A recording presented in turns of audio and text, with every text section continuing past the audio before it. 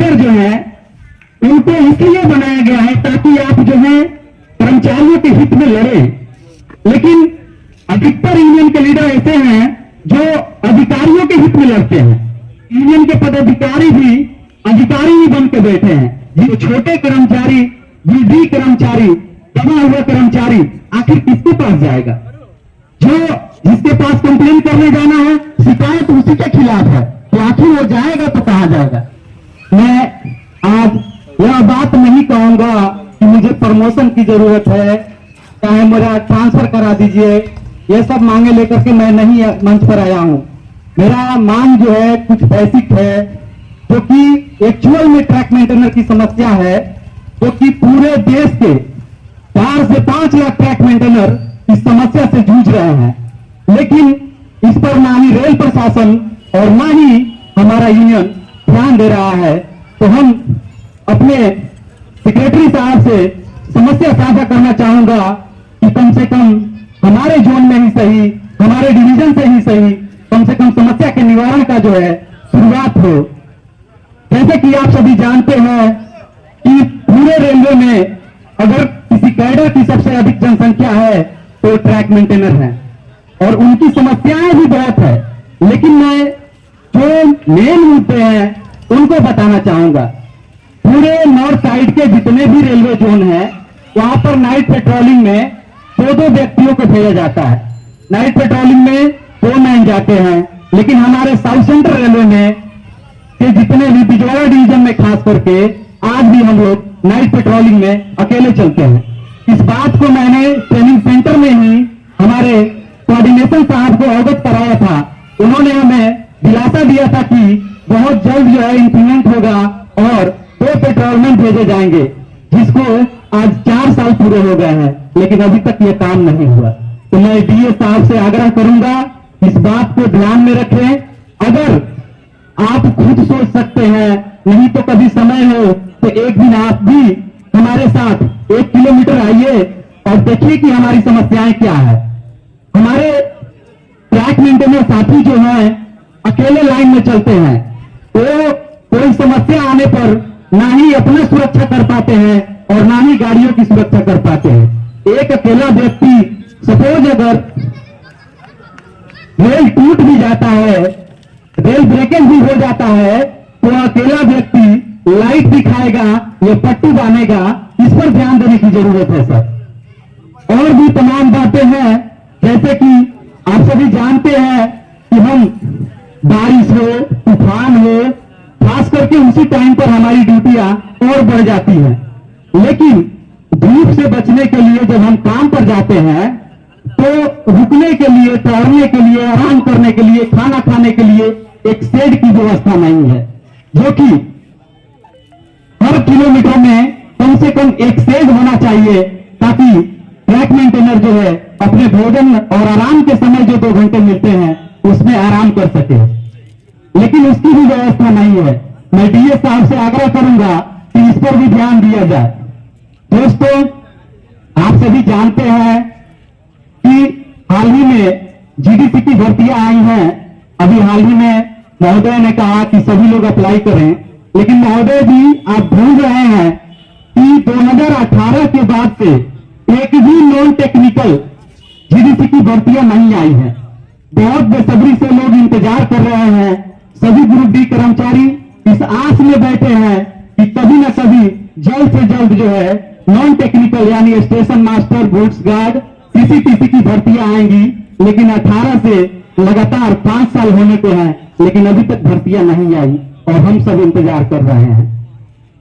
इन्हीं एक तरफ अगर देखें तो एलडीसी के माध्यम से प्रति ईयर जो है लगातार नॉन टेक्निकल की भर्तियां कराई जा रही हैं, लेकिन जीडीसी में नहीं कराई जा रही है।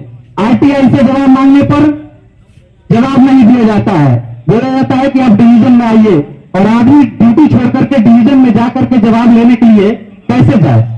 और भी तमाम बातें हैं, जैसे कि आप सभी जानते हैं कि एलडीसी के तहत जो है, हम अगर बिजवाड़ा डिवीजन की बात करें सर, तो पिछले 5 सालों में 5 से 6 नोटिफिकेशन आए हैं एलडीसी के तहत, जिसमें स्टेशन मास्टर हो, गुड्स गार्ड हो, सीसीटीसी हो, भर्तियां हर साल आ रही है और फिर भी हो रहे हैं, ज्वाइनिंग भी हो रही है।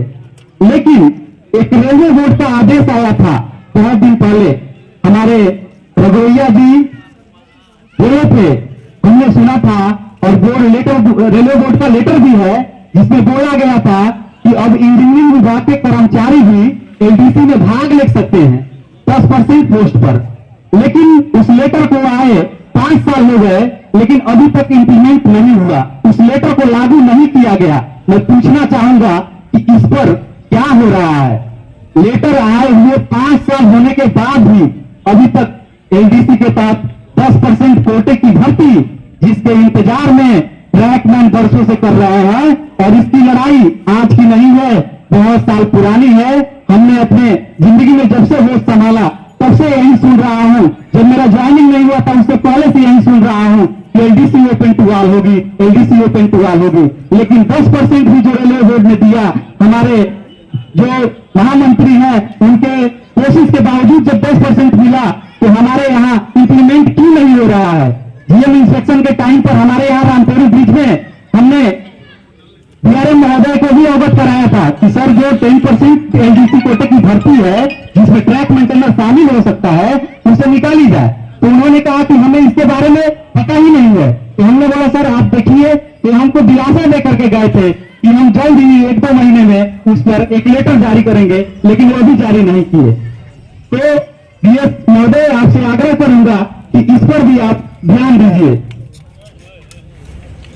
दोस्तों, बहुत समस्याएं तो बहुत सारी हैं, लेकिन अभी एक और समस्या है जिसके तहत जो है ट्रैक मेंटेनर खास करके जूझ रहे हैं, जो 10% इंटेक्ट होता है, जिसके तहत हमारे ट्रैक मेंटेनर साथी जो है अपना डिपार्टमेंट चेंज करते हैं। वही एक मौका है जो ट्रैक मेंटेनर को अदर डिपार्टमेंट में जाने का मौका देता है, लेकिन उसका भी प्रक्रिया इतना स्लो है, और उसके साथ साथ इतना प्रॉब्लम है कि आपको 38 ईयर्स का एज होना अनिवार्य है। अगर आप डिपार्टमेंट चेंज करना चाहते हैं तो आप मिनिमम 38 साल होना चाहिए और ग्रेड पे 1800 होना चाहिए। अब बताइए, कोई व्यक्ति 25 साल 26 साल में ज्वाइन करता है तो क्या वो 12 साल तक इंतजार करेगा? 12 साल इंतजार करेगा और 1800 ग्रेड पे में रहेगा, प्रमोशन नहीं लेगा, तब जाके और 5 साल इंतजार करेगा, तब जाके इंटेक कोटा से हो सकता है कि डिपार्टमेंट चेंज हो जाए। आखिर ये प्रक्रिया इतनी स्लो क्यों है सर? ये हर साल होनी चाहिए ये प्रक्रिया। 85 पोस्ट पर लीजिए, लेकिन हर साल लीजिए सर, आखिर ये कैसे होगा? हमारे बहुत सारे कर्मचारी इस आस में अभी तक प्रमोशन नहीं ले रहे हैं कि हमें डिपार्टमेंट चेंज करना है, लेकिन उसकी भी प्रक्रिया इतना स्लो है कि आप सभी देख सकते हैं। एक और बात मैं कहना चाहूंगा सर, आप आए हैं इस मंच से, यह बात तो नहीं कहना चाहिए लेकिन मैं कह रहा हूं, आप सभी देख रहे होंगे कि आज से 10 साल पहले यूनियन के प्रति जो है कर्मचारियों का बहुत ज्यादा लगाव था। अगर कोई नेता आते थे तो सभी लोग दौड़े चले आते थे, जयकारा लगाते थे, लेकिन वो प्रक्रिया धीरे धीरे कम होती जा रही है। इसका मुख्य वजह जानते हैं? इसका मुख्य वजह यही है कि यूनियन के प्रति जो है कर्मचारियों का, खास करके गृह कर्मचारियों का भरोसा कम हो गया है। लोग जो है अब मतलब बिलीव नहीं करते हैं। अगर आप 100 में से 80 कर्मचारियों से पूछेंगे तो बोलेगा कि यूनियन हमारे लिए कुछ नहीं करती है। ये आज का मतलब फैक्ट है। करती है नहीं करती ये बात हम नहीं जानते हैं, लेकिन ये कर्मचारी जो है 80% यही बात बोलते हैं कि हम तो हर महीने, मैं खुद सुन रहा हूं कि हम हर महीने 50 रुपए देता हूं, लेकिन हमारे लिए यूनियन कुछ नहीं कर रही है। तो यह बात सोचने की जरूरत है सर। हमारे जो ग्राउंड लेवल के अधिकारी हैं, यूनियन के पदाधिकारी हैं, उनके नाम तक लोग नहीं जानते। यह शर्म की बात है। सेंट्रल लेवल, डिवीजन लेवल के अधिकारी का नाम जानना तो बड़ी बात है, लेकिन किस यूनिट में, किस सेक्शन में कौन किस यूनियन के कर्मचारी हैं, अधिकारी हैं, यह बच्चों को पता ही नहीं है। और एक बात मैं आपसे अवगत कराना चाहूंगा कि यूनियन के लीडर जो है उनको इसलिए बनाया गया है ताकि आप जो है कर्मचारियों के हित में लड़े, लेकिन अधिकतर यूनियन के लीडर ऐसे हैं जो अधिकारियों के हित में लड़ते हैं, अधिकारियों के सामने झुके रहते हैं, उनके हित में लड़ते हैं। बहुत सारे केसेस में तो हमने ऐसा भी देखा है, चाहे नॉर्थ इंडिया हो चाहे साउथ इंडिया, हर जगह यही हाल है कि यूनियन के पदाधिकारी भी अधिकारी ही बन के बैठे हैं, जिनसे समस्या है उन्हीं यूनियन के पदों पर बैठे हुए हैं। तो छोटे कर्मचारी, वृद्धि कर्मचारी, दबा हुआ कर्मचारी आखिर किसके पास जाएगा? जो जिसके पास कंप्लेन करने जाना है, शिकायत उसी के खिलाफ है, तो आखिर वो जाएगा तो कहां जाएगा? इस बात पर ध्यान देने की जरूरत है। दोस्तों, आप सभी जानते हैं कि रेल यूनियन जो है अभी हाल ही में एपीएस को लेकर के बहुत बड़ा प्रदर्शन किया था दिल्ली में। बहुत से लोग नहीं जानते हैं तो जान लीजिए। सबसे बड़ा अगर देश में कोई मुद्दा है प्रमोशन से हटके, चाहे आप ग्रेड पे की मांग करते हैं, 4200 की मांग करते हैं, 4600 की मांग करते हैं, लेकिन सबसे पहले पुरानी पेंशन की जरूरत है। बुढ़ापे की सहारा पुरानी पेंशन अगर मिला तो समझ लीजिए लाइफ सिक्योर है। इसी के साथ मैं अपने बातों को समाप्त करूंगा। बहुत बहुत धन्यवाद। Thank you.